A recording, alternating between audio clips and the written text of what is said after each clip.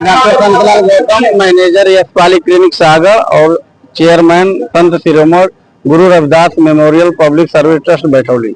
आज ये जो अम्बेडकर जयंती मनाई जा रही है, इसमें जनता को क्या संदेश देना चाहेंगे? देखिए, परम पूज्य बाबा साहब अम्बेडकर जयंती के सभी देशवासियों को शुभकामनाएं बधाई देता हूँ।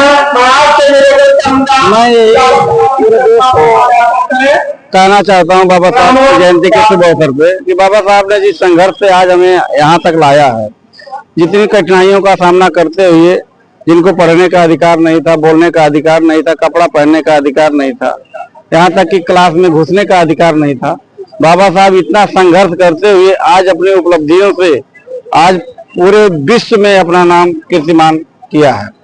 और हमारे बहुजनों को, महिलाओं को मुख्य जीवन जीने का अधिकार दिया। और बाबा साहब आज अगर ना होते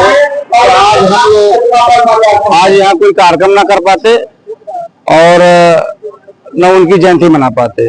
लेकिन आज मैं हमारे सवाल आज फल वितरण किए हैं, कितने लोगों को वितरण? देखिए, मैं हर वर्ष प्रतिवर्ष मैं ऐसे कार्यक्रम करता हूँ, सामाजिक काम करता हूँ, ट्रस्ट के माध्यम से करता हूँ।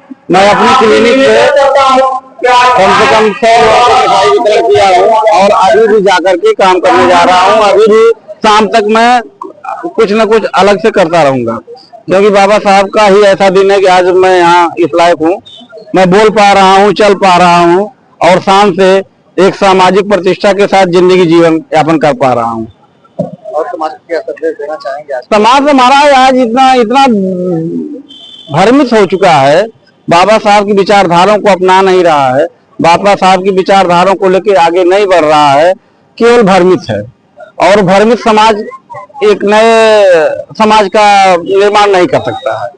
अगर आपको आगे बढ़ना है तो बाबा साहब के विचारों को ग्रहण करके, और बाबा साहब ने जो आज संविधान दिया है, पूरा विश्व में सबसे बड़ा संविधान अगर है तो कोई भारत का है। बाबा साहब ने कहा था कि आज मैं जो संविधान बना के दे रहा हूँ, अगर इसको चलाने वाले लोग अगर अच्छे होंगे तो विश्व का सबसे बड़ा संविधान होगा।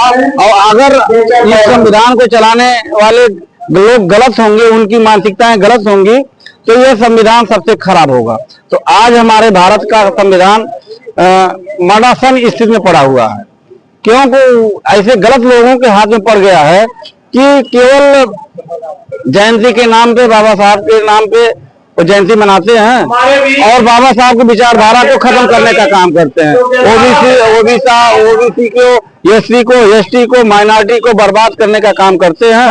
तो आज हम सभी देशवासियों से आह्वान करते हैं और आशा करते हैं कि भारतीय संविधान की रक्षा करते हुए समाज में जो कुरीतियां हैं उसको दूर करने का काम करें। और बाबा साहब को सच्ची श्रद्धांजलि तभी होगी जब हम उनके विचारधाराओं को लेकर के आगे बढ़ेंगे और एक दूसरे को समानता का, प्रभुत्व का अधिकार देंगे और हम एक दूसरे का सम्मान करेंगे। ठीक है?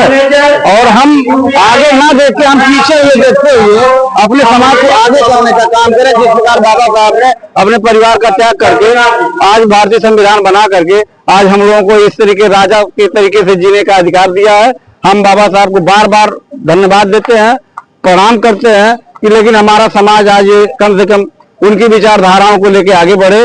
और आज जो भ्रमित समाज है, बाबा साहब की विचारधाराओं को खत्म करने का काम कर रहा है और उसमें हमारा बहुजन नंबर 1 पे है। अच्छा, ये कल जो बाबा भीमराव अम्बेडकर की समाजवादी पार्टी का खिलाफत लग रहा था, उसको क्या कहना है? देखिए, जितनी भी पार्टियां हैं बाबा साहब को एजेंट के तरीके से काम कर रही हैं और उनकी विचारधारा को आगे बढ़ाने का काम नहीं कर रही हैं।